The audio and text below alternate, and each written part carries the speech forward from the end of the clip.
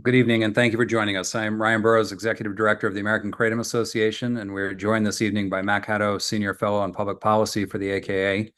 We called this meeting tonight to provide you with the latest news and discuss, amongst others, the new kratom regulation announced in Indonesia, the Bloomberg mini documentary, Representative Castor of Florida, and the upcoming introduction of our new Veterans Advocacy program.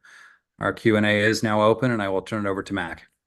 Thank you. And let me first thank everyone for joining us. And for those that either are on now or watch this later on the video, I had an interesting discussion with a Bloomberg News reporter earlier today. And Bloomberg has obviously stepped up its interest in kratom.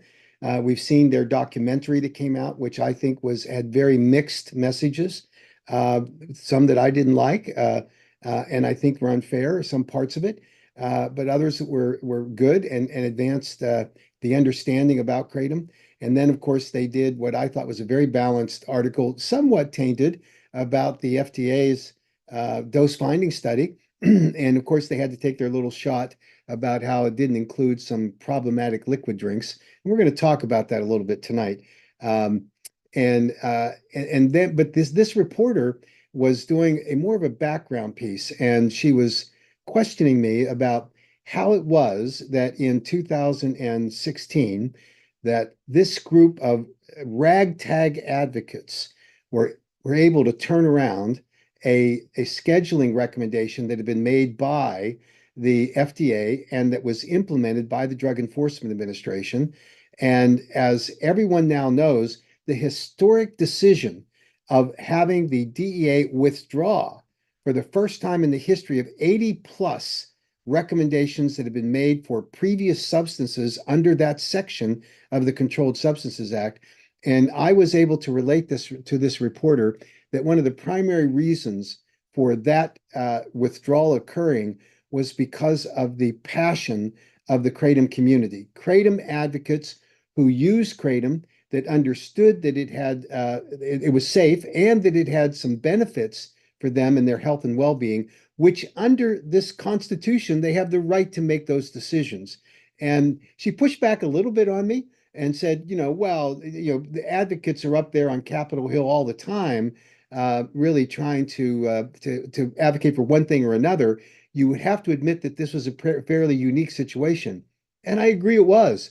It was a miraculous kind of decision that was made by thousands upon thousands of kratom advocates. And I reminded her that there were 147,000 petition signers opposing the ban on the We the People platform that is maintained by the White House. That was an extraordinary number of advocates. And then, of course, we had thousands and thousands of phone calls that went to the DEA. We had thousands upon thousands of emails that went to members of Congress, which drove them a significant number in a very short period of time to actually push back on the DEA. And we got that historic decision, which remains to this day the single time that a scheduling recommendation has been withdrawn by the DEA based on an outcry from constituents. Since then, and I told her this, that we continue to have these advocates who are willing to serve their community with service in the form of showing up at meetings for us, at hearings, and at events that help us tell the kratom story. Because as much as I am able and take advantage of the opportunity to talk about the policy side of this, what moves the needle with legislators and public policymakers is to hear the impassioned pleas of kratom consumers who are able to articulate in a very specific way how kratom has improved the quality of their lives or even saved their lives. So we're grateful for that. We see some extraordinary advocates who are willing to pitch in on specific requests that we've made just in the last several months to help us in sending that message at champ shows, at the National Conference of State Legislature meetings.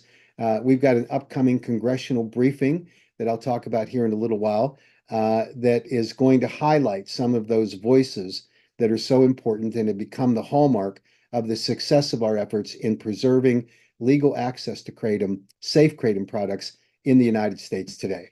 So again, thank you to all of you. I'm enormously grateful. The American Kratom Association relies upon you. We obviously honor you for all of the work that you do, and we don't say enough how important what you do and how appreciated you are for those that step up and take a leadership role in doing so. So first, I want to talk about the Indonesian regulations that the Indonesian government has recently implemented. We are now in a review period of those regulations, despite the fact that they are in place now. Anyone who tells you that there's any kind of a honeymoon period, it's not true. We have some deep concerns at the American Kratom Association about some of the provisions of these regulations because, frankly, they weren't shared with us, despite the fact that we're in Indonesia with a significant delegation.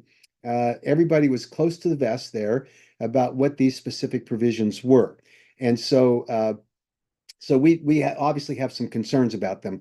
And by the way, just as an administrative matter, if you have questions, please enter them in the button at the bottom where you have Q&A, and we'll get to those questions before we conclude tonight and answer them for you.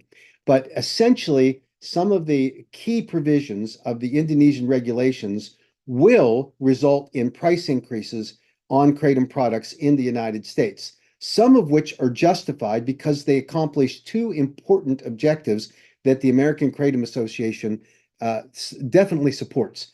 First is that one of the provisions of this regulation will provide what I like to call a minimum wage for those kratom farmers who are largely indigent families living in remote areas of Indonesia who are the lifeline for kratom raw materials being harvested and processed in order to get them to milling operations prior to their being exported to the United States. That increase and a stable minimum wage for them will ensure that they can have an existence that is reliable in terms of their income as they go forward. Now, I think that there are some caveats to that we'll discuss here in just a minute, but we welcome this minimum wage for them. It will start at $3 a kilo. It averages today less than $1.50 a kilo. It will also graduate over time to $4 a kilo. And then there's an increase for the quality of the metrogenine that they're able to harvest, which will encourage them to wait for the appropriate time to harvest rather than doing it a little too quickly when the metrogenine content of the kratom plants are not as high. So that's a positive thing. The second cost increase, and again, we support it, is that in order for the government to implement this new regulatory plan, it obviously is going to cost funds to do it. There's a fiscal note that is associated with it. And so the government has proposed that they will collect on each kilo of kratom that is exported from Indonesia will include a tariff. This is common for countries to do this. We understand that it should be done. And as long as those tariffs are not onerous and they don't constitute a taking of the ability of the kratom processors in order to export kratom raw materials, we support it. That will lead to a price increase for kratom consumers in the United States and highlights the importance of kratom consumers being very careful about purchasing kratom products based on price alone, because these regulations will ensure a couple of things: quality kratom raw materials, well-tested materials before they leave Indonesia, which are part of the funding provided by the tariffs, where the raw materials will be tested for contaminants and any adulterants. And that's an important quality step that will be invaluable for us in presenting to the Food and Drug Administration a system that is committed to the wholesomeness of kratom raw materials that meet or exceed FDA standards as they go forward here in the United States. So we welcome this. We think it's an important step forward in this regard. Now, the other thing that several things these regulations do. First, they impose a quality standard that is required for the export of the raw materials, and that will mean that they have to have the capacity to not only process these materials, making certain that they are free from contaminants, which means they have to use food-grade machines, which are sterilized, which are stainless steel, and I fear that they do not currently have the export capacity to meet demand here in the United States. Now, there are people in Indonesia that dispute that and say, no, we'll be able to meet the demand. I don't think that they've rationally thought through this at this point, nor have they pressure tested that claim. And so it will be important to be able to process enough material that is collected from the farmers to make sure that the system works properly. But if there becomes a backlog of this material because there's not a processing capacity by the qualified licensed processors, and I'm told that the government initially, at least for the first 6 months, will probably license no more than 6 of these processors, milling operations. And I don't think that meets the demand. And we're going to watch this closely. We're going to test whether or not the claims made by the Indonesian processors over there pass muster, because it is important to ensure that that quality of the raw materials are there. And if you develop a huge backlog, 2 things will happen. Farmers will not get paid because they're not going to need much of the creating raw material. So even though you've boosted the price, if you purchase less, the effect is the same in terms of disadvantaging those farmers and their families.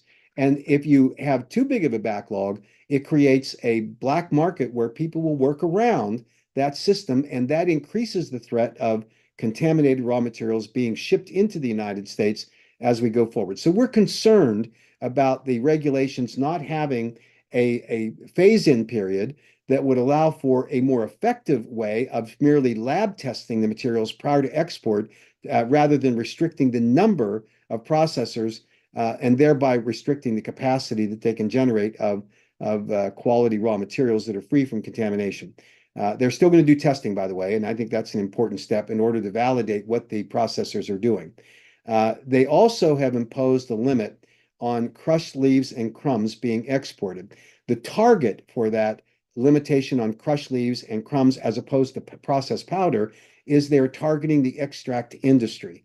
That is a mistake, because most of the marketing of kratom products in the United States is focused on extract products. I am not talking about highly concentrated and dangerous products. I'm talking about extracts that are recognized in the Food, Drug, and Cosmetic Act as common in the dietary supplement space, that are extracted using food grade solvents under processes that are approved by international standards that produce safe materials. That's the kind of extract material that I'm talking about. And too often we conflate an extract material somehow being dangerous when it's compared to a highly concentrated and products that should not be formulated in that way, that would in fact present a threat to consumers. So when I talk about extracts, it's important to note that we're talking about those that are processed correctly using food grade solvents approved by the FDA for that purpose. But the Indonesian government has said that they will not allow any export of crushed leaves or crumbs, which means 2 things will happen. In order to do extraction methodology for products like that, you will have to consume a significant amount of powdered kratom material if you eliminate crushed leaves and crumbs. And that's because in order for the solvents to work effectively, to extract the metrogenine, you have to have a larger surface area, or it becomes largely inefficient. And unfortunately, as it stands now, this limitation on crushed leaves and crumbs that currently exists right now are going to be burdensome, and I think overly restrictive, and potentially going to create a real problem, because it will consume much of the powdered material, which will again shrink the supply, drive up demand, and increase cost unnecessarily along the way. So we should be prepared for that.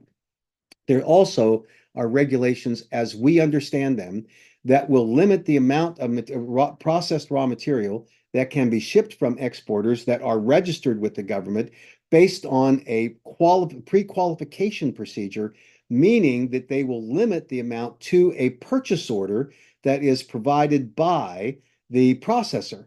Well, that doesn't work very well when you have a lot of the processing that goes on now and the shipping and exporting out of Indonesia that arrives in the United States in warehouses here, and there they await the purchase orders. So you create a lag in the marketplace that demands a purchase order up front. And then if the processor produces, effectively processes and sends and exports that material, then they could apply for additional export capacity and quantities based on purchase orders. And so you reward the big players in the industry and you significantly disadvantage the smaller players because they're not going to be offering purchase orders for large volumes, and you will have the large vendors overwhelm the small guys. That's just simply unfair and not very well thought out when it comes to the way that the regulation should actually work in order to support a robust American kratom marketplace. We are told that we'll have 6 months of this burn-in period before any changes can be made to this regulation. We're going to be working with manufacturers here in the United States to ask them to build up a grassroots campaign in Indonesia with their kratom suppliers, many of whom likely will be eliminated in this process, at least for the short term, because they're restricting the number of licenses that are going to be granted under the current process for export. We're very concerned about all of those elements of this. At the end of the day, what we hope will be true is that you will have a system that protects the farmers. And currently, just so everyone knows, the way the system has disadvantaged the farmers is that because of the import alert, it is a high risk endeavor to purchase kratom raw materials from farmers, and then for the processor or the broker that purchases those raw materials to take all of the risk of getting the raw materials exported to the United States through customs and then into a processor who will only pay for it if they've tested it to be free from contaminants and it actually arrives at their manufacturing facility. And so that has forced a system that pays the farmer a reduced amount because the risks are assumed by the brokers or the processors, and it is unfair to the farmers. And understanding the way trade commodity practices work, this is an anomaly created completely and totally by the FDA's import alert. That import alert has to go, and there's a plan that we have for it. But I'll tell you the one fallacy that the Indonesian government officials, however well-intentioned their efforts in formulating this regulation and where they missed the boat. They believe that if they were to produce a system that guarantees that kratom exported raw materials from Indonesia will be fully tested for contaminants that will only be processed by GMP qualified processors that use stainless steel food grade equipment that reduces the potential for contamination. And if they can prove it with a test, they believe, the Indonesian officials believe, and they stated it to me, that the FDA will withdraw its import alert. That is not true. The FDA uses the import alert as a ruse in order to execute their effort to ban kratom raw materials and kratom products in the United States. Their theory is they can abuse their import alert authority granted to them by Congress in order to allow to stop the importation of raw materials as a de facto ban. That's what they want, and it has nothing to do with the quality of those raw materials coming into the United States. In fact, the Indonesian government has done an excellent job certainly in controlling the contamination of raw materials, because the last known outbreak of Salmonella or E. coli occurred in the United States associated with kratom raw materials in 2018. There hasn't been another one since, but you can see every week that there are outbreaks of Salmonella and E. coli on a number of produce and meat products that are coming into the United States. And it's common for these kinds of products for that to happen, and lots of different sources. And none of those outbreaks of Salmonella or E. coli result in the FDA calling for a ban on the products that are subjected to that scrutiny along the way. It is unfair to kratom, and we've known that that's the hand that we're dealt with the FDA, so we simply have to deal with it. We are pledging, and I have committed to the Indonesian government that the American Kratom Association will continue to be a good partner. And that means that we're going to provide recommendations for improving their systems. We're going to do so. We're going to tell them when we disagree, and I have. In fact, when I spoke to the Minister of Trade, he was shocked that the American Kratom Association had raised the concerns that we identified, that I just articulated with you, because he believed that the American Kratom Association had endorsed these regulations. We had not even been presented with the opportunity to review them prior to their enactment. And while we conceptually understood that they were doing these regulations, we had no idea of the specific provisions that I've discussed with you here that obviously are problematic as we go forward. So that being said, we have a few months where there's going to be turbulence in the marketplace. It is guaranteed that that's going to happen. We hope that it'll smooth out with some negotiations that are ongoing. We hope that there will be a carve out for some of these raw materials so that we don't have these shortages that are anticipated, and that we can develop a alternative workaround, at least for the first several months, so that we can make sure that the needs of the American consumer, and globally, by the way, because this impacts them going forward. Let me just finish by saying, what the theory is behind the crushed leaves and crumbs that are necessary for the extract products and the extraction methodology for that. Uh, there is a clear bias in Indonesia about extract products, and that is because it is illegal right now in Indonesia to extract kratom raw materials into extract raw materials. And so there's no economic incentive. And in fact, the limitation they placed on the crushed leaves and the crumbs put in a size limitation based on a mesh size for which the material could fall through the mesh, that simply added a requirement that allowed for Indonesian processors to have control of the crumbs and crushed leaf material, so that they could be a part of the financial transaction that's going on. We hope that we can relieve that issue as well. We think it's very important for that to happen. And so we will keep you posted as we go forward on that. I'm going to pause for just a minute and see if there are issues or questions about the Indonesian situation. I'm going to scan through them real quickly. Well, here's a good question. What is the opinion of Thai kratom and the upcoming boom of imports? Thailand seems to have better tasted in harvesting practices. So this is a great question, because there are some reports that I've received that there are some processes that the Thai manufacturers of kratom are using that are different from Indonesia in terms of the drying process, and that may account for some of the taste of Thai material.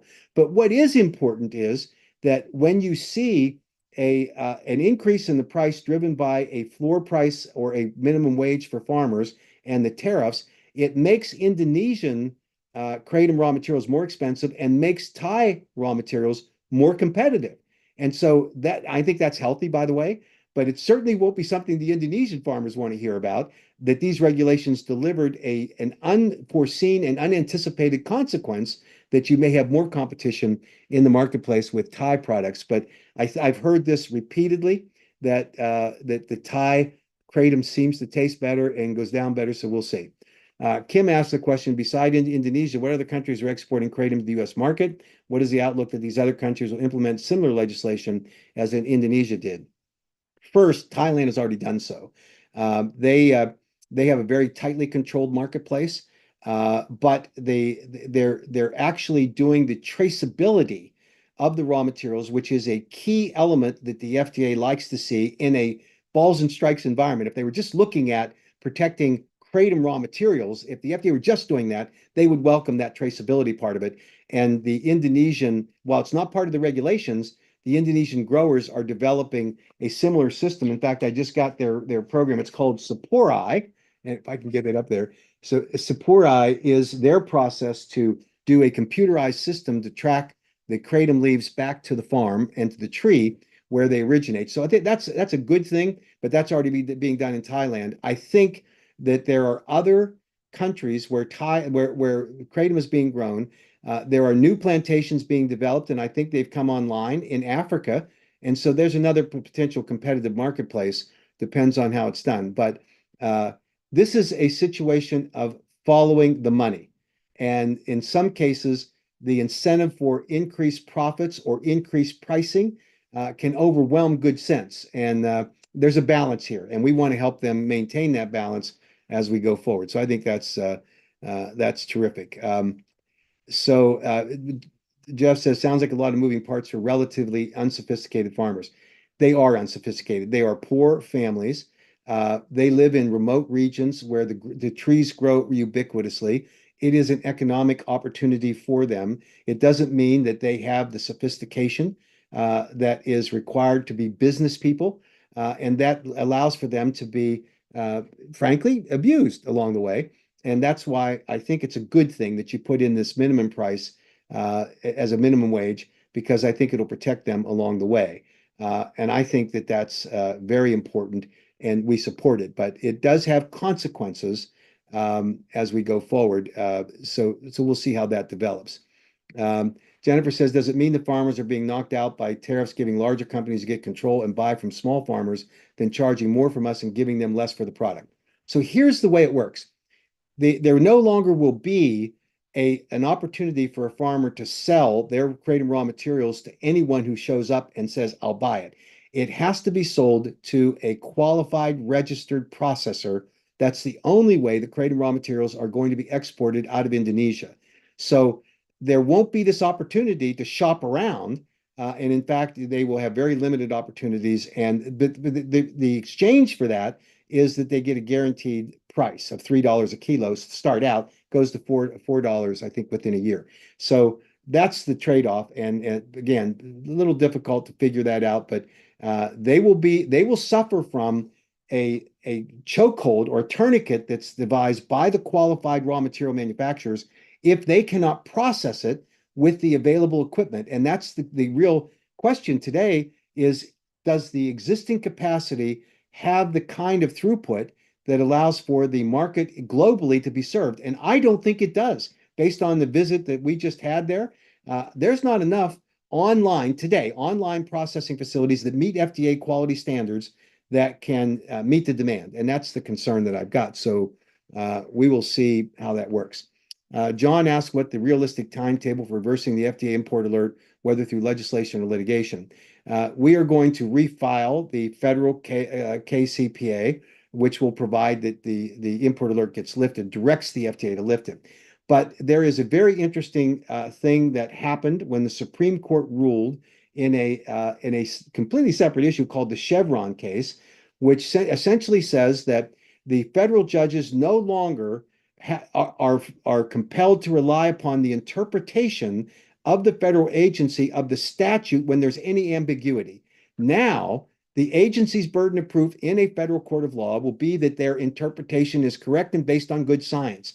It is a great opportunity for the import alert to be challenged, and we're working with our legal teams and in cooperation with some of the importers to see if we can put together a case that will challenge the import alert going forward. And I think that's important. The pressure of the Indonesian regulations will be important, not just to the FDA, and I think, frankly, the FDA is going to ignore them, but they will be important to the Department of Commerce and to the Department of State and to the Congressional Foreign Policy Committees, all of whom have a much larger role to play in this foreign policy universe, where they want to develop a foreign policy program that offsets the influence that the Chinese government is trying to exert in Indonesia financially and socially.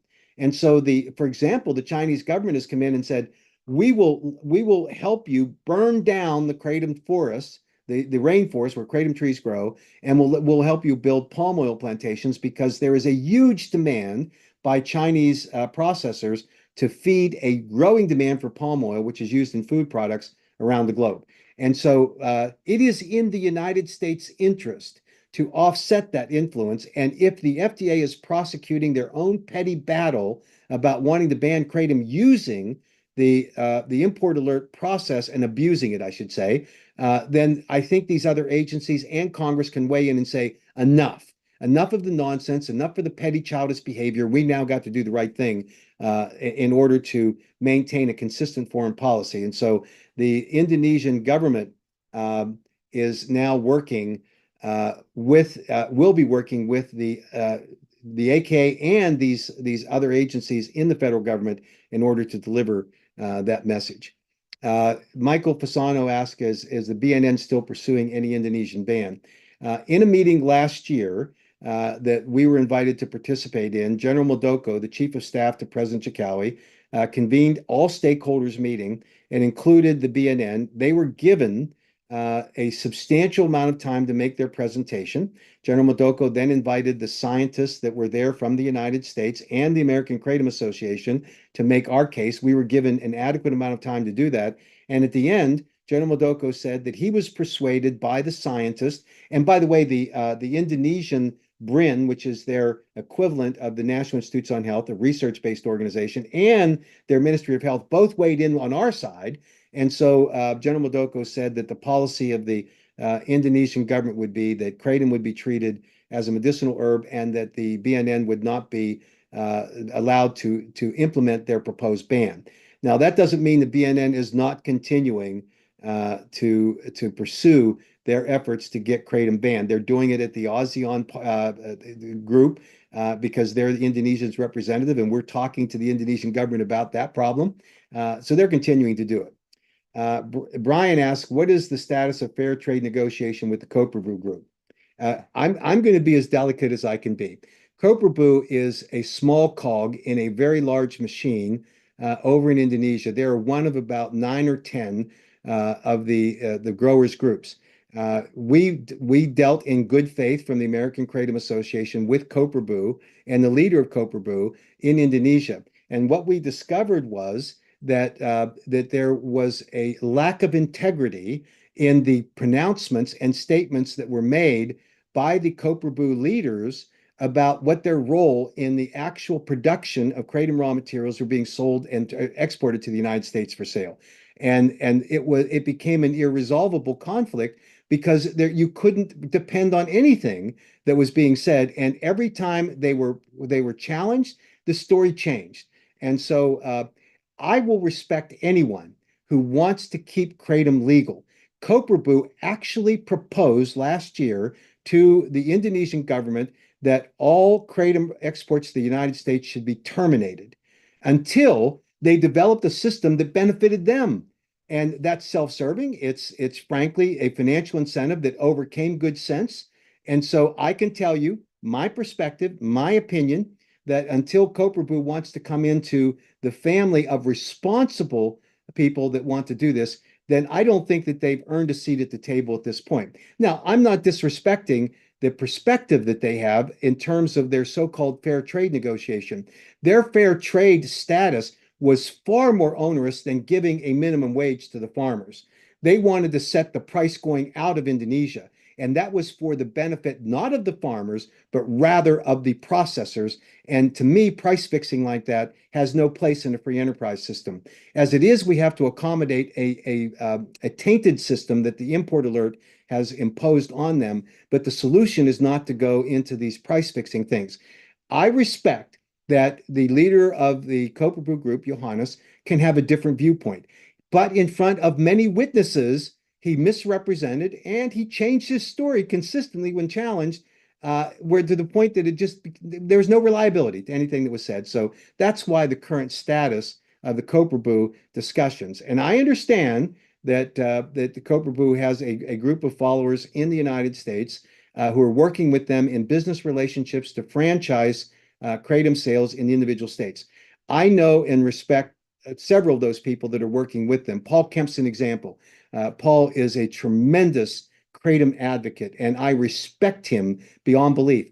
But people can be wrong, just as I can be wrong, by the way. But in this case, the evidence is clear that the Copperbrew Group tried to overstate and overplay their role along the way. So I am much more encouraged by the other 8 groups or 9 groups, however many there are right now, having fidelity to the goal going forward. So if I've stepped on the toes of the Copperbrew Group, I apologize. I didn't intend to do that. I wanted to simply state the position. Daniel Torres, who is one of the Copperbrew leaders in the United States, sits behind a keyboard and he asks these questions. He claims to ask questions, but he's taking pot shots at me and the AKA. And I invited him to come on a webinar like this one, and we could have a fair debate. He has declined. And I just don't think, he said, well, he'll meet with me one-on-one. Why would I do that? What good would come from having a sit-down session one-on-one to consume time to do that when the real issues are the ones that he identifies when he sits behind that keyboard and puts up on social media platforms? I just don't think that's the right way to do things. And I think we ought to be transparent and open book. I want to be that. And so I went on a podcast just last weekend, and you can go watch it, where we talked about this, but Daniel Torres refused. He's part of the Copperbrew Group. So I hope we can find a way to negotiate and work together where we have common goals. And I hope that they will understand that there is a far better process that protects not only the farmers in Indonesia, but also protects consumers in the United States. And we don't have these intervening money issues that are purely price controls that harm everyone in that process. And that's what Koperbu was at least advocating last year when we met with them in Indonesia. So that's where we stand on that issue right now. Nicholas asks, are many of the kratom powder products from Southeast Asia generally organic and made without pesticides? Is there anything that can be changed in the nutrient and alkaloid profile of kratom leaves? This is an interesting but complex question. Most of the kratom raw materials that are produced in Indonesia do not have the benefit of any pesticides because they're not needed. There may be some plantations where there are specific local problems with pests, and maybe that's going to happen, but it certainly doesn't need to be done now. In the drying process, it's a little different problem. You don't need pesticides. You need to make sure you use drying sheds rather than laying it out on the ground where any pest can walk through it. And of course, have problems with that. So I have been impressed with the improvements in the Indonesian farmer operations where they harvest the leaves, they dry them, mostly appropriately now. They didn't 4 years ago, I can tell you that, but they've made substantial progress, and I certainly applaud them for that effort. And they are all organic, by the way. There are issues where some farmers add non-kratom leafy material to make it look like kratom to bulk up the volume because they're putting tapioca and stems and that kind of thing. That just happens. And certainly these new regulations will help to weed out those bad actors as they go forward. But this is just the nature of the beast, partly because of the economics that are involved in it. And I think that that this is a matter where right now the farmers, I think, are going to be incentivized to be more careful. And certainly the regulations will screen out any of these add-on organic materials that are not kratom being added to it. Lloyd asked, I was wondering when China would get involved with this. I had heard China was getting involved destroying the forest in other countries in Africa for palm plantation also. And in Indonesia, surprised they don't have their hands in the kratom processing. For whatever reason, China hasn't shown an interest in it because to them, the economic value is in palm oil. They're willing to encourage and help facilitate the deforestation of the Borneo rainforest in order to clear the land for palm oil plantations. And the way they do deforestation is they burn the forest down. There was a significant deforestation effort in 2016 that resulted in over 3,000 deaths because of the pollution that got generated, because of the poor way that they did it. And it actually then resulted in the U.S. government and ASEAN nations forming a compact about the environment that would hopefully prevent that kind of catastrophe from happening again. But the Chinese are interested in one thing, and that's the dollar. And so we'll have to watch and see how that develops along the way. So we're working hard on developing that. So I'm going to stop on Indonesia for the moment. I hope I've given you a good background on it. I again extend the invitation on the Koperbu issue for a responsible discussion. And it's certainly not going to be with someone who has demonstrably over time consistently been inconsistent in the way that they approach it, and has been, arguably, I think, having a lack of integrity about what the role that individual plays in the actual kratom marketplace through Koperbu. So let's move on to the 2025 plan for KCPA legislation. And let's start first with the federal legislation. We are going to be redrafting the federal KCPA to try to accommodate some of the issues that the Food and Drug Administration has articulated over the past year and a half. And we're in the process of developing that.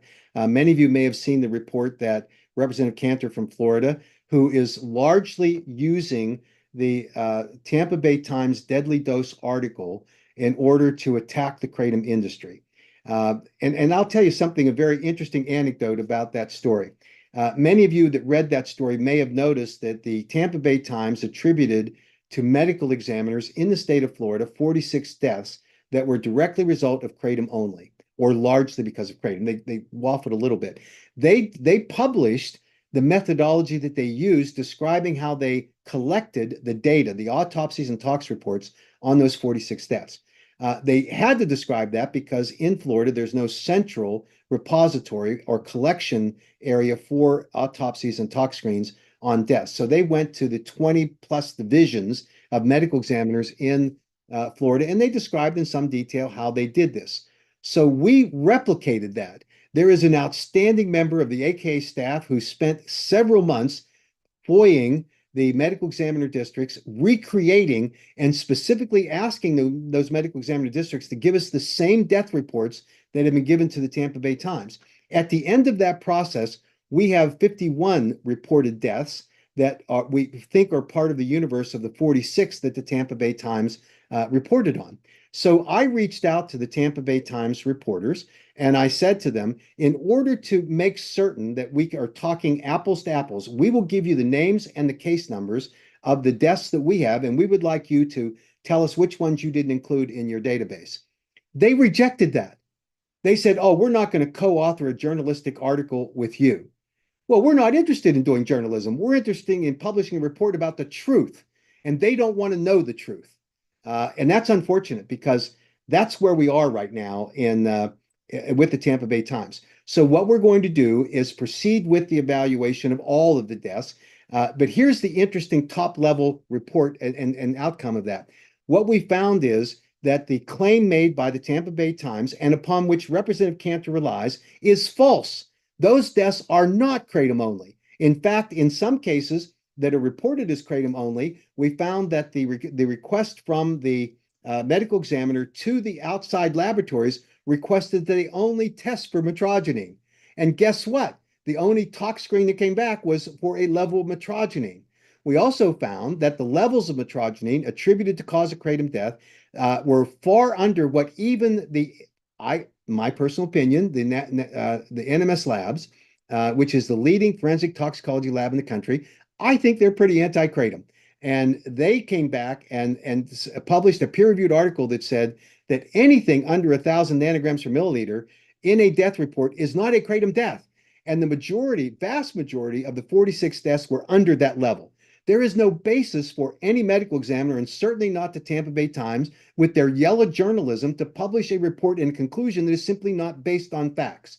But yet Representative Cantor believes it because we would like to believe that when a news outlet publishes a report that it's accurate. Now, the Tampa Bay Times has an option here. They could say, Mac Haddo, you're wrong. And it's okay, let's complete or compare, I should say, the two cases, the case documents. Let's make sure we're talking the same things, and then let's look at each one of them, and let's have an independent forensic toxicologist examine them. Let's see who's telling the truth. I made the offer for them to get the blood samples of every one of those deaths, send them to a lab of their choice, and we would pay for it, and they said no.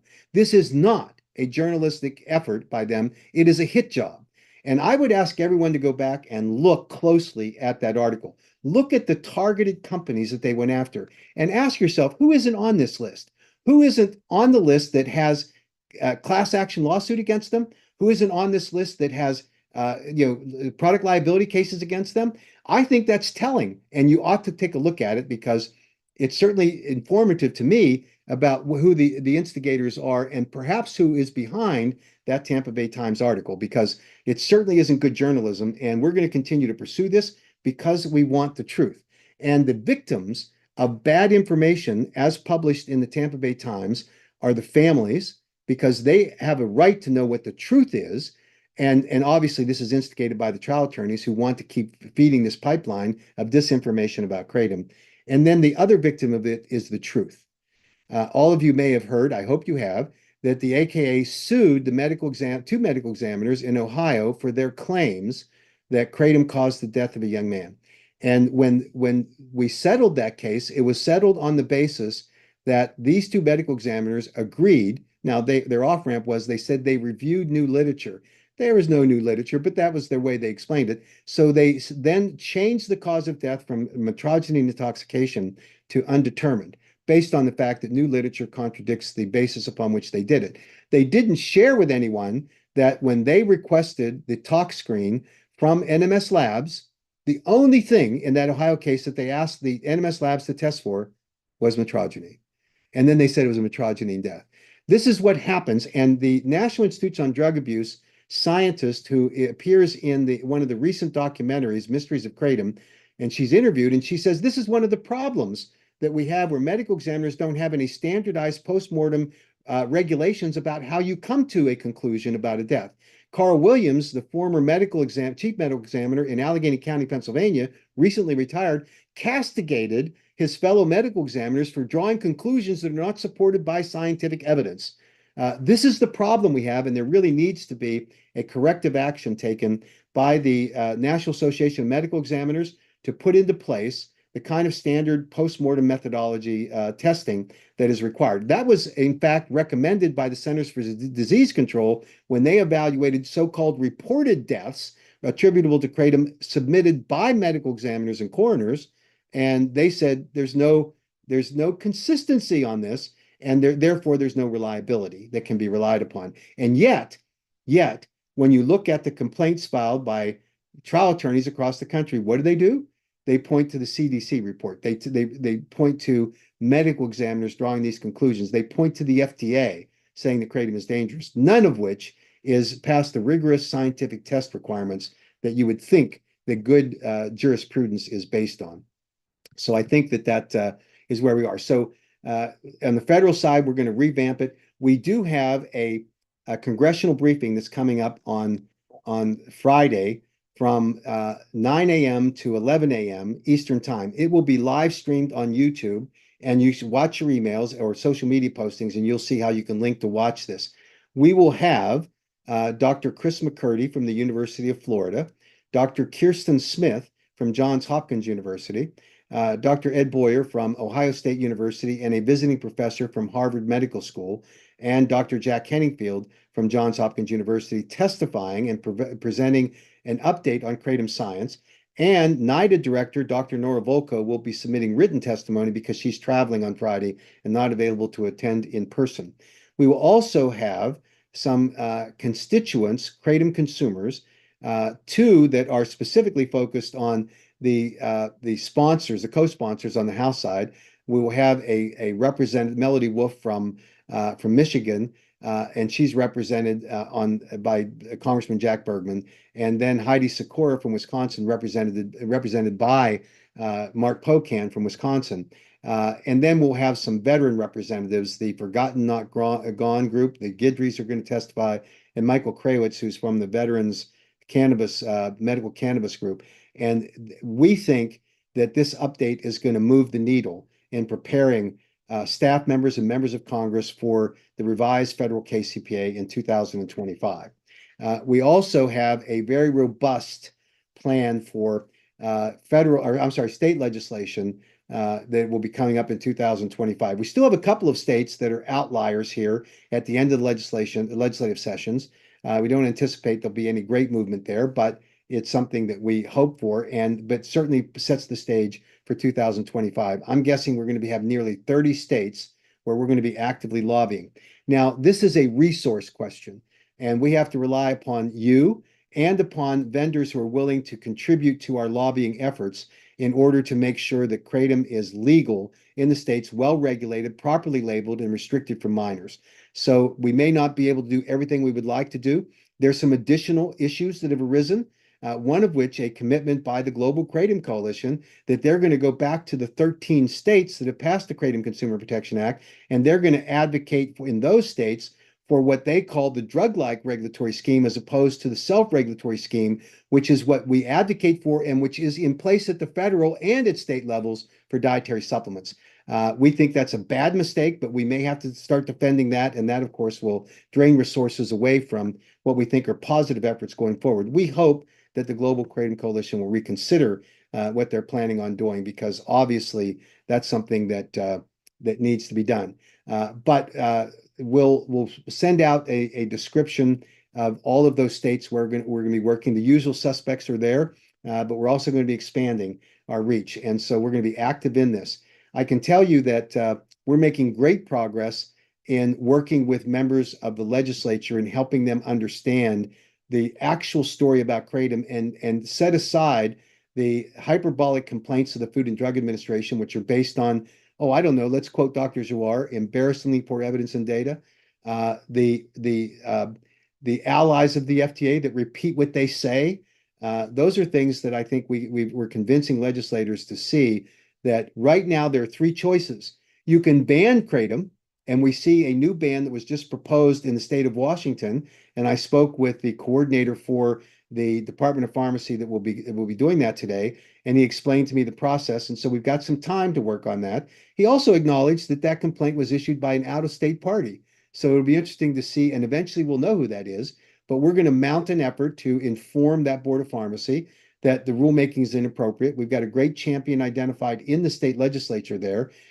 There was a previous ban effort in the state of Washington by Senator Honeycutt, who is retired then. But even then, when he proposed the ban, he and I had a great conversation, and he acknowledged that he only did it because someone had asked him to. There was a constituent, and when he heard the science, he said that he would not pursue his bill, and he kept his word. And so today we have the opportunity for a KCPA in the state of Washington. That will be one of the states that we're going to be working in. And I'll give you another example. In the state of Montana, Montana meets every other year.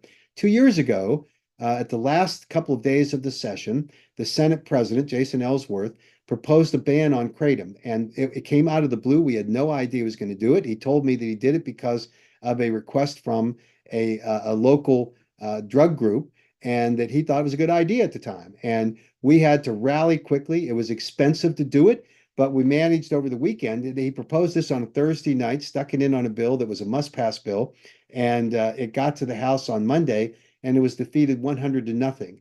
I had the great opportunity to meet with President Ellsworth at a National Conference of State Legislators leadership meeting 2 weeks ago, and he's committed to be the sponsor for our KCPA. So I think that we're moving the needle in helping people understand exactly where we are on this issue. So we're going to be working hard on that. One of the issues that we are trying to contend with right now is the threat that 7-hydroxymetrogenine products offer to the kratom industry. And make no mistake, a 7-hydroxymetrogenine product is not a kratom product. It should not be labeled as a kratom product. And I am working hard in negotiations with representatives of the 7-OH manufacturers to convince them to stand down from doing that. It is unfair to the kratom community, and it's certainly, they cannot justify from any product formulation standard that a 7-OH product is indeed a kratom product. And unless that product has a majority of the alkaloid content in metrogenine as opposed to the metabolite 7-OH, then I think that we're in real problems there. Now, here's the conundrum we're in. Under federal law, assuming you meet the other criteria for a dietary ingredient or dietary supplement, you have to have a good faith belief in the science showing that your product is safe under the conditions of use. Now, there are many formulations of kratom products on the market today that are only there because of that criteria.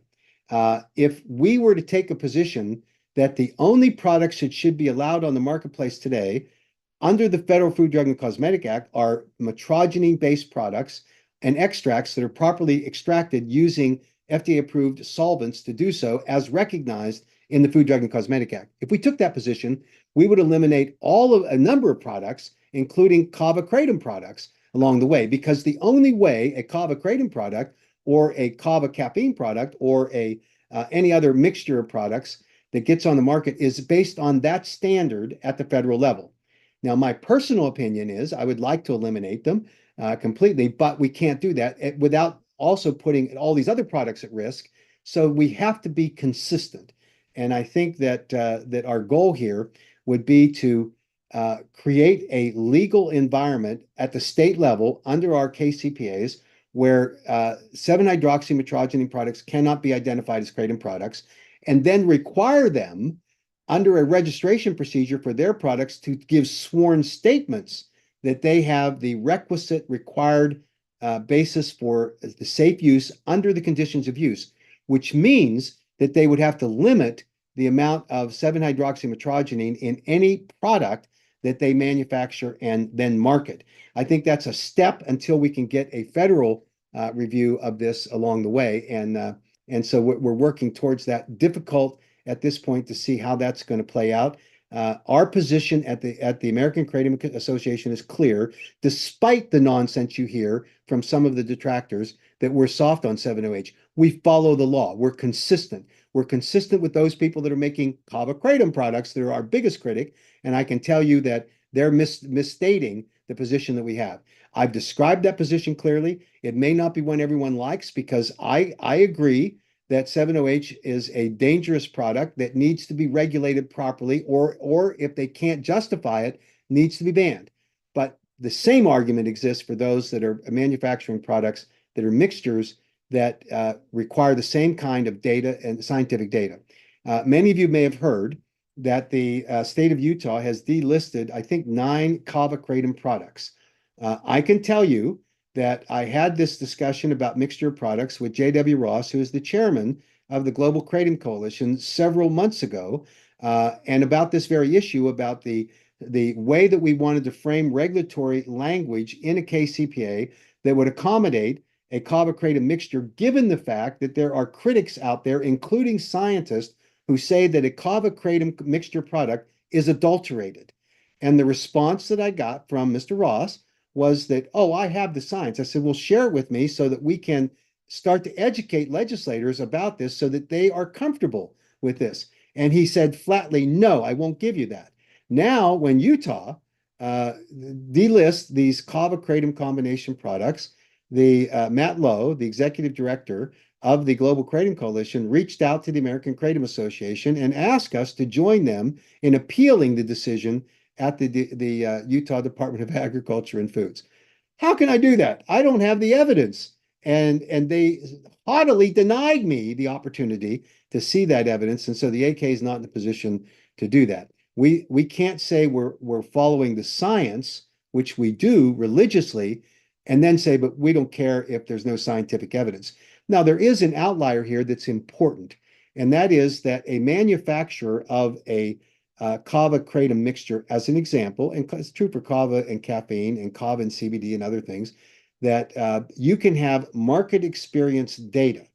So if you don't have a peer-reviewed published article yet, and say this, let's theoretically say the science is ongoing, if you can demonstrate long-term market presence in the product formulation under the labeling that you have on your product, and there's been no serious adverse events reported, then you can go on the market. And that if the kava kratom group can do that, great. And I will join them on that level.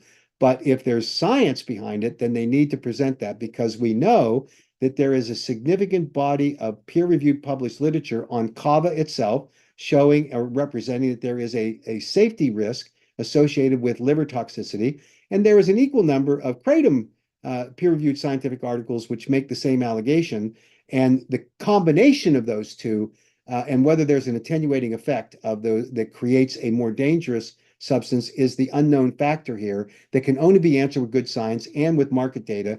And so I want to cooperate as best as the AK wants to cooperate, as do I, as best we can, in order to promote these products on the marketplace, assuming that they have this basis for market entry. So little work to be done in this thing, and I know that there's a lot of contention along the way. And I know that people are asking, what is the relationship between the Global Kratom Coalition and the American Kratom Association? I'll answer this clearly for you. The American Kratom Association wanted to work on the California Kratom bill. We wanted it to be a KCPA. The difference between the Global Kratom Coalition and the American Kratom Association is our philosophical approach to what the regulatory model should be. And you don't have to rely on my position on this. The Global Kratom Coalition published a graphic which criticized the American Kratom Association for adopting a self-regulatory scheme for dietary supplements and for kratom, as opposed to their more robust regulatory scheme, which is a drug scheme regulation, because that's the only difference that there is at the federal level and at the state level for regulating dietary supplements. What I mean by that is, and they call it self-regulatory, but that's a little bit of a misnomer. What it means is that when you register a product, either at the federal level or at the state level, and let's say theoretically under the Kratom Consumer Protection Act, you register your product and you then submit a laboratory certificate of analysis as the manufacturer showing that your product is compliant with the specific provisions that govern the quality and the content of that kratom product. Then your labeling obviously has to comply with whatever the statute is. And then you have the age restriction. So at the federal level, this is the way dietary supplements are regulated. The FDA does not have an army of people that go out and test every dietary supplement. They don't go into stores and look to see whether or not the label on the product is done. They rely upon, as Commissioner Califf recently testified about a month ago in Congress, he said, we're the police. We act on complaints. And so if there is a cluster of adverse event reports that are given on a specific kratom product, then the FDA will act. If they receive complaints about mislabeling or illegal sales to minors, they will react. That is what's called a self-regulatory model. The other side of that is you have a drug-like regulatory scheme, which is embodied in the California bill that was advocated for by the Global Kratom Coalition. That, in my opinion, limited competition, drove out of the marketplace specific products, but then more importantly, it imposed a regulatory scheme that was so expensive to implement.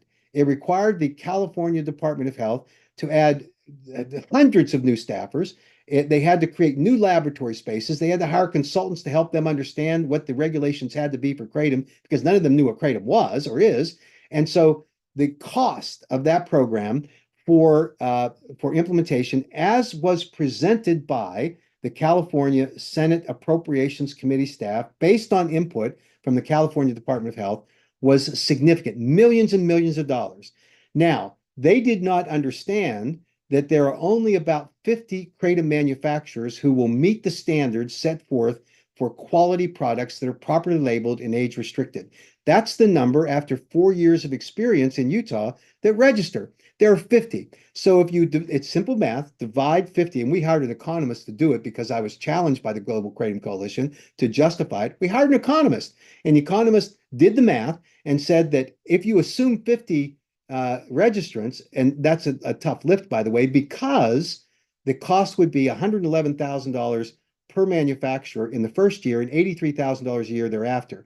That eliminates a significant number of mid-sized and even some of the large kratom manufacturers and all the small ones, because they can't afford those kinds of registration fees. So if you have that situation, how many would actually register? It wouldn't be 50 because the cost is too high. Compare it to Utah, where the cost is $260. Let me repeat that. $260 per registration, as opposed to $113,000 in the first year and $83,000 every year after that. I can do that math. You're pricing out of the marketplace except for a very few kratom manufacturers. That's the math. That's the evidence. And the Global Kratom Coalition can squawk all they want about how they were misunderstood and all that. In fact, they're saying that the reason that the California bill, AB 2365, was held in suspense was because the California Health Department didn't really want to accept that regulatory role. That is not true. I spoke to the California Health Department people. They were perfectly willing to do it. They just wanted to have the money to do what the statute required. So now I understand that the Global Kratom Coalition is going to have a modified bill where they're going to have the Attorney General regulated, and then they're going to contract out for the specific regulatory functions to determine whether the applicants meet the specific requirements to unburden the California Health Department from that obligation.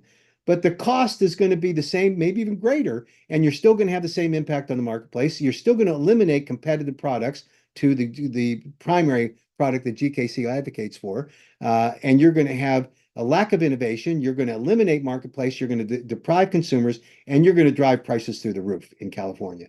That's not a consumer-friendly bill.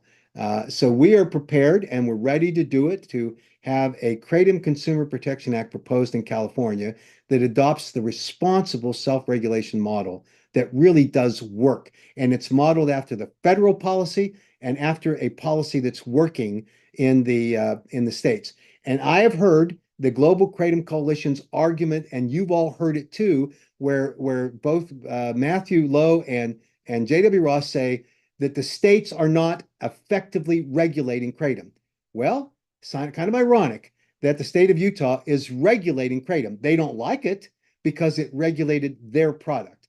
and they're squawking now. But if the states aren't able to regulate and aren't regulating, then why in the world are they now fighting back about their product being delisted in Utah? Proves that the system is working, doesn't it? And it's not the only state where that kind of thing is happening.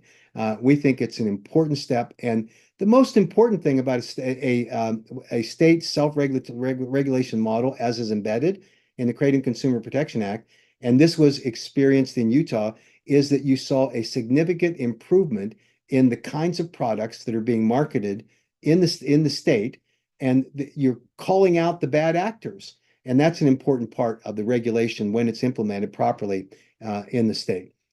So I think that that's our challenge going forward. I'll tell you one interesting story that adds to, I think, our optimism about next year. Many of you know that the state of Rhode Island, the governor vetoed the Kratom Consumer Protection Act. I had the opportunity to meet with the governor of Rhode Island last Friday. He's a delightful individual. He was candid with me about the reasons that he had actually vetoed the bill, largely upon recommendations of close friends of his who are physicians. And he said to me, if you can get those physicians to accept what you're saying, he said, I'll sign that bill in a hurry. And I said, I'm never going to be able to convince those physicians because they're following the misinformation of the FDA. They're doing it in good faith, but they actually trust the FDA when that trust is unfounded, particularly when it results or as it relates to kratom. But I told him that the American Medical Association House of Delegates considered a resolution proposed by the Mississippi Medical Association that would ban kratom. And instead of adopting that resolution, the AMA adopted a different resolution which said, among other things, kratom should not be criminalized and people should have access to it. And the governor said, well, if that's true, give that to me. And that changes the equation. He invited us to work with his policy staff to make some appropriate changes in the bill. And he thought that we were in a better position to see that bill signed next year. I think that's great because this is a part of the process that we're working on. And I think our efforts are targeted at building consumer access to kratom products. That's what you hear from the American Kratom Association. You're not hearing from us the criticism about other products that are in the marketplace other than 7-OH, which we think has to be regulated. You're not hearing us complaining about product formulations. I routinely get those complaints from some of the detractors here. So I think that people should judge the activity and the actions. Look at what's happening. We're going to Indonesia at the American Kratom Association, bringing scientists to improve the relationship between Indonesian scientists and American scientists. We invited and hosted a delegation of Indonesian scientists to the National Institutes on Drug Abuse. Nora Volko thanked us for doing that. We're helping with an ASEAN task force on kratom that will bring together all of those countries in Asia. We're working proactively. We are going out to the states and advocating for the passage of the Kratom Consumer Protection Act. We're working with allies in that space and working and outreaching to you. Now, the one thing we don't have is an unlimited amount of money. And I know the Global Kratom Coalition does, and that's a hard thing to compete against. But I hope you'll look at what the success has been, what our performance has been, and where our activities are focused, because we're about consumers, and we're going to continue to be that. We're going to honor the trust that you put into us, and we're going to continue to work hard on that. So I'll stop there. I'll go back to the questions because I know that there are a number here. John asked about New Jersey, and he says his sister relies on kratom for her pain. We're making progress in New Jersey. It is not easy because you have a bill that was put up by a member of the legislature to ban kratom called CJ's Law. And there's a lot there that this representative has not known, but he scheduled a meeting with me in a month, and we're looking forward to that. I think we're going to be better along the way. Let's see. Jeff is back in Indonesia. I agree that the farmers should get at least some of the profit. I've already explained, I think, appropriately what we need to do there. Anonymous attendee, what reasons should I keep donating to the AKA and not GKC, who seem more effective at engaging lawmakers that are staunchly against 7-OH products, which are clear money grab? It's not true. You buy in to the narrative that the Global Kratom Coalition is selling, that the American Kratom Association is somehow soft on 7-OH products, and you are buying a lie. And I can tell you that I'm not going to tell you that you shouldn't contribute to the Global Kratom Coalition, but I can tell you they don't need your money because they are funded almost entirely by the Botanic Tonics Company. But I can tell you the American Kratom Association has a diverse group of donors. We have industry people that support us, many, many, many. The Global Kratom Coalition has been in business for a year and a half or 2 years, and they have few supporters on that level. They spread their money out widely. I get that. We honor our donors by fighting hard for you, and we're going to continue to do that. And we hope we honor that, and we merit your trust. And the Global Kratom Coalition is what it is, and they're going to continue to fight the battles. I can tell you that if you adopt the regulatory model that the Global Kratom Coalition is advocating for, you will have fewer products on the market, higher prices, less innovation in the marketplace, and you will not have the array of products that are currently available today. And I'm talking about safely manufactured and produced extract products, which are recognized as being safe, as all extract dietary supplement products are, if the conditions of the manufacture of those products are met. And that's the only way that we operate, because we put those restrictions on how you can extract kratom raw materials into extract products. The argument for extracts by those who use them, and they're popular, is because they clear out all the microbial load. There is a standardized dose. There's no question about what levels of metrogenine that you're getting, and that they, depending on some of the products, they're more bioavailable. I respect consumers in this area. I see both sides of it, and I'm not going to come down and say we want to exclude one segment of the marketplace just because it's a competitor to another company, however big that company may be, or however big a footprint they have. We're just not going to do that along the way. Can you weigh in on the Bloomberg article that just came out stating the FDA study finds capsule safe? Well, the Bloomberg article wasn't completely accurate. What that study did, the FDA dose finding study, was conducted with 40 human subjects, designed to see whether or not the kratom could be safely consumed by humans, so that the FDA could then conduct a human abuse potential study. Make no mistake, the FDA did not intend to ever do a human abuse potential study, because they believed, and the clinicians involved in this study reported to me, that the FDA, the people that designed the study, said, we're not going to get to the levels that would demonstrate the safety in order to go to a human abuse potential study. You're going to see serious adverse events at 6 to 8 grams. They started 1 gram. They kept escalating it. They got to the 6 to 8 grams, 8 to 10 grams. They got to 12 grams consumed in a 5-minute period, which means 24 large capsules of kratom material. And they observed nausea in some of the human subjects, both in the placebo group and the kratom group, meaning that when you consume that amount of material, plant material, in a 5-minute period, it's going to make you nauseous. That's all it did. And the FDA then decided, their scientific team decided to stop the study because, and this is important, no serious side events were observed. I made this very point to a Bloomberg reporter today in an interview. That article was a little bit tainted because they said, oh, it didn't include the liquid products and that kind of thing. The bias is clear, and I can tell you that the truth is going to emerge here, because the FDA study is now getting. They promised they're going to publish it. We obviously have the data that was presented at a recent scientific conference. I'm looking forward to that publication. It'll be telling if they don't publish it, because it might tell you a lot about what's going on. Lindsay asked, why is the FDA trying to get kratom off the shelves? They hate all dietary supplements. They hate botanical products. They don't want them on the marketplace. They want them to be new drugs. And it's not just kratom. It's many things. They abuse their powers with kratom.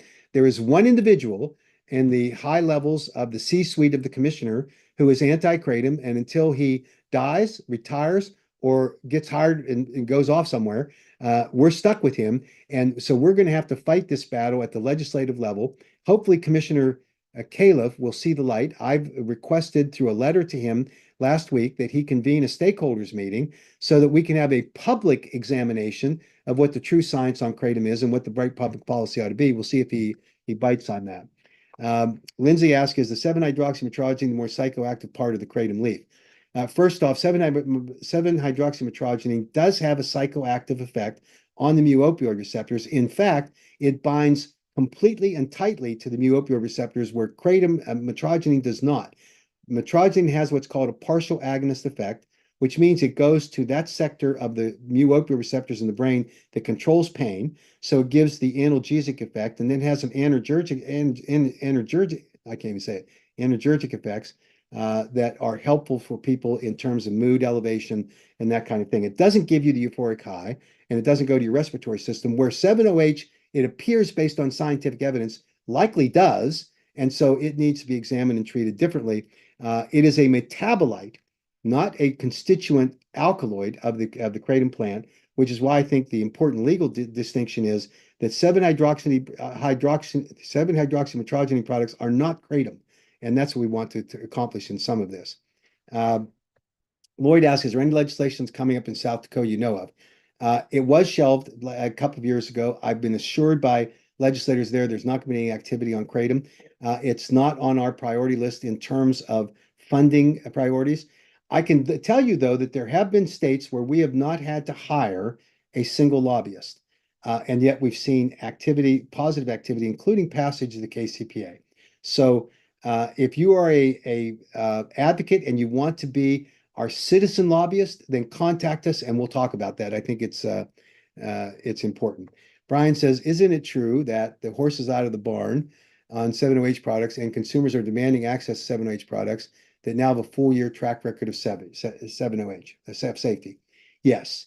But that doesn't negate the responsibility of the 7-OH manufacturers to meet the conditions of use, which means labeling, and demonstrate their safety. There are 7-OH products that are on the marketplace today that are vape products. Now, there's something wrong with that. There are 7-OH products that are outlandishly marketed, appealing to children.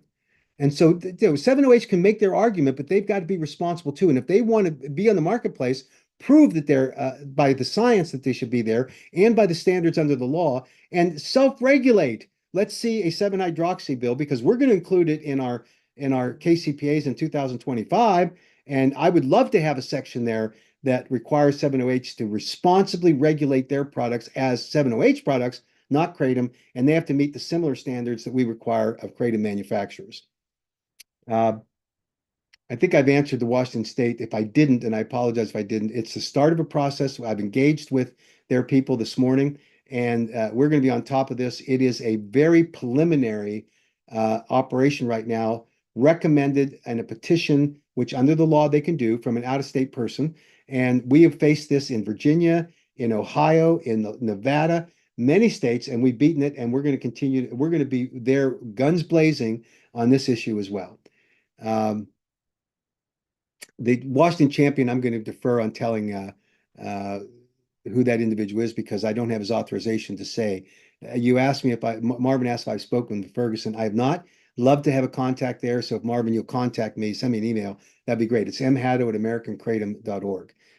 Peter asked, I live in an area where the KCP has begun. So on some level, the regulation should help, but I'm still in fear of someone passing away from kratom in their system and my shop getting hit with an 8-figure wrongful death lawsuit because of the climate of the issue. How, as a shop owner, can I protect myself from lawsuits associated with the sale of kratom? Would customers having to sign a waiver be a step too far or a good way to protect myself and employees? You need to talk to an attorney about some of this.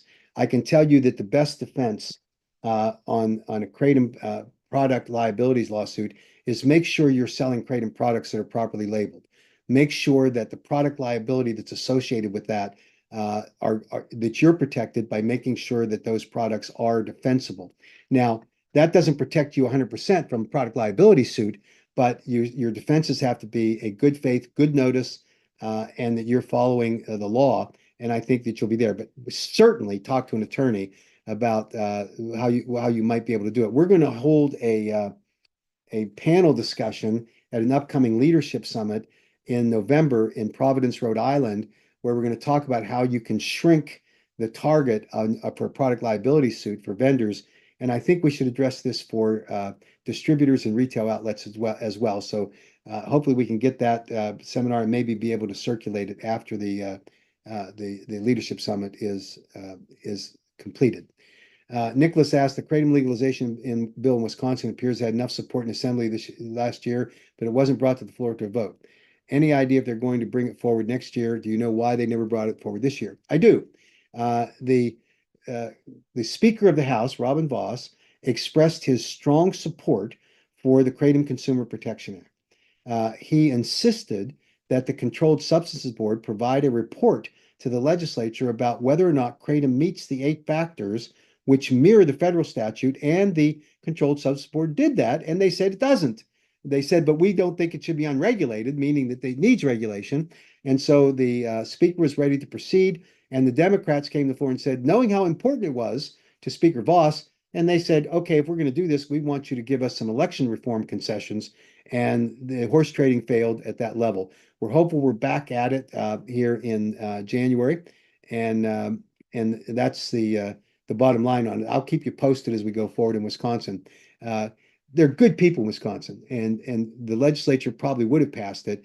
Hard to tell until you get a final vote, but we were optimistic that was going to happen, except for the battle that went forth on a political issue on election reform, which didn't do it. Jordan gives an endorsement for the AKA. Thank you. And I think you make the right point. There's no point to picking fights among a group of people that should be aligned in the same thing. And I can tell you the AKA ain't picked no fights. We have been attacked, vilified because of our so-called failures.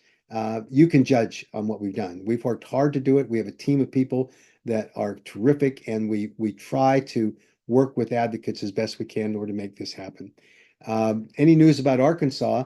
Marshall Price's lawsuit was filed. That's great news. Arkansas is convening a hearing, interim committee hearing before the interim health committee, and that will take place in early October. And we're going to have a team of specialists. This is going to be a presentation on the science and the policy issues. It's not going to be an opportunity for a lot of consumer input, but we'll announce that and let you have the opportunity to obviously observe and participate if it's appropriate. They're not giving us a lot of time, but this is an informational hearing that will then set the stage for the filing of the KCPA in January in Arkansas. In Illinois, Michael, thank you for the question. Just had a meeting with the Illinois Department of Health. It was a great meeting. They candidly said that they're not sure they're the right regulatory body, and they asked us to look at the Department of Revenue and the Department of Agriculture, because unless the product is contaminated with Salmonella E. coli or something like that, they don't have any authority at the Department of Health to remove a product from commercial shelves. So we're going to take that to heart, and we're going to talk with those other agencies about taking it on. But I can tell you that Assistant Majority Floor Leader Evans is a champion. He was on the call with us, and he talked about how important it was to protect his constituents. And he's a marvelous leader, so we're grateful for him. Peter asked, has there been any meaningful updates on the HAP study? Has it gone or has it begun? So the FDA did theoretically bid out the human abuse potential study, and I think they have that done. Now they're in the process of determining what the protocol for the study is. They have to be careful because they know we're watching. And if they come out with a protocol that puts their thumb on the scale or their foot on the scale on this, then we're going to be careful. We have lots of scientists who know this issue. So I think they're being careful. And it has not yet begun, but we'll know when it does, and we'll keep you updated on it. We're going to watch that one closely because it's not that we distrust the FDA, but President Reagan said it right. We trust but verify. And we're going to make sure that we verify as best we can everything that we can do to make sure that they're playing fair and balls and strikes. So we'll continue to work on that, doing our best to take care of that. So I think that's the end of the questions. I'll give you one last chance. Maybe you got a burning question, you can answer it. And while you're thinking about it, let me just say something. And I know it's difficult when it's like any family, when you have a fight going on among family members, there's tension. And I hate this tension that exists between the Global Kratom Coalition and the American Kratom Coalition, because I envisioned a cooperative effort together.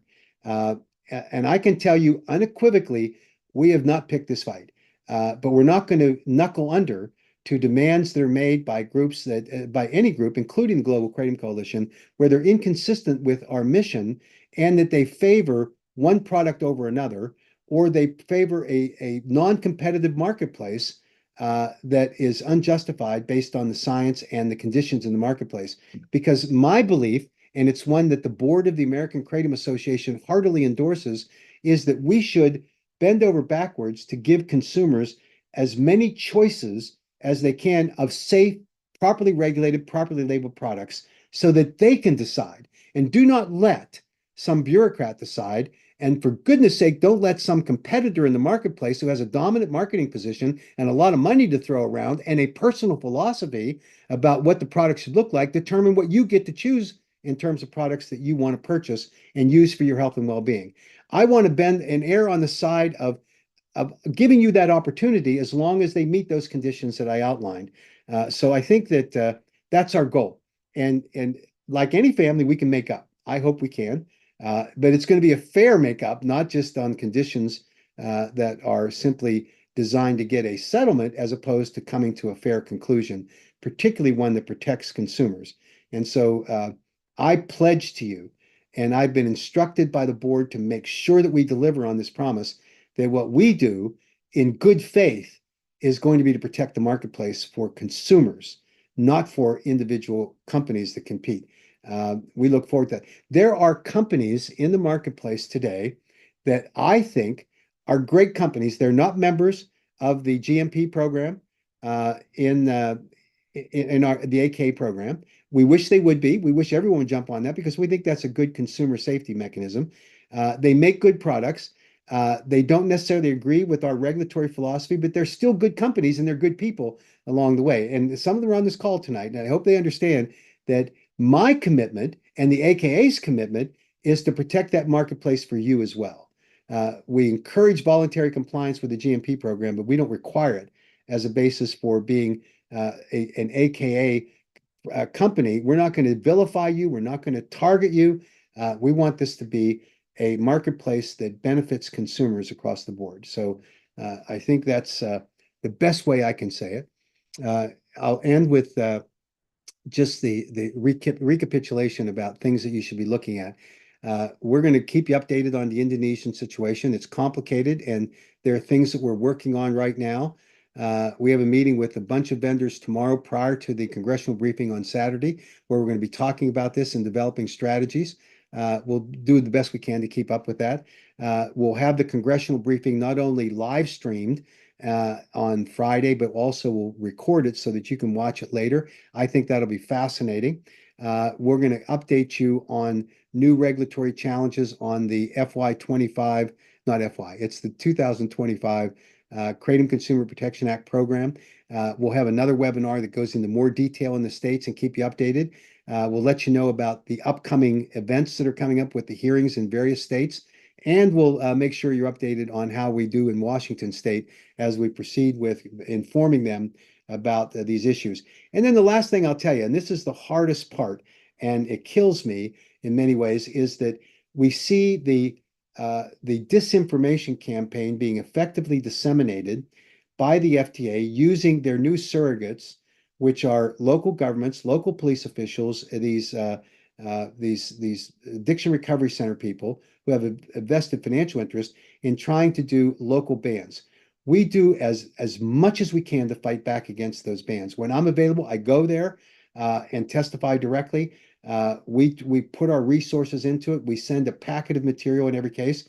We're not winning that battle because we still see more and more of these things pop up, but we're going to continue to fight. We need the help of the local constituents in those areas because inevitably the complaint they get is, well, who are you from Virginia to come and talk to us? And who are these constituents that live outside of our jurisdiction? It's not a fair kind of criticism, by the way, because they're imposing a regulation that doesn't just impact the citizens in their jurisdiction. It has the effect of influencing other communities. And so they ought to be more responsible with the way they do it. But we need your help. We're going to continue to work to earn that trust and inform you as best we can about how things are going. And we're going to continue to work it. Lots of challenges. Facebook, social media, with their current nonsense, where they're trying to when you try to search for kratom things, they say it's a drug and you should be concerned about it. That's all FDA nonsense, and we're fighting back with them as well. So lots of fires to put out, but lots of willing hands to do it. And there can't be a better group than the foxhole that we occupy with you in taking this fight to those people that are anti-kratom. So thank you for all the work that you do, and we'll schedule another webinar here shortly before the beginning of the new legislative session to bring you update on things. So thanks everyone for joining us, and we appreciate it very much.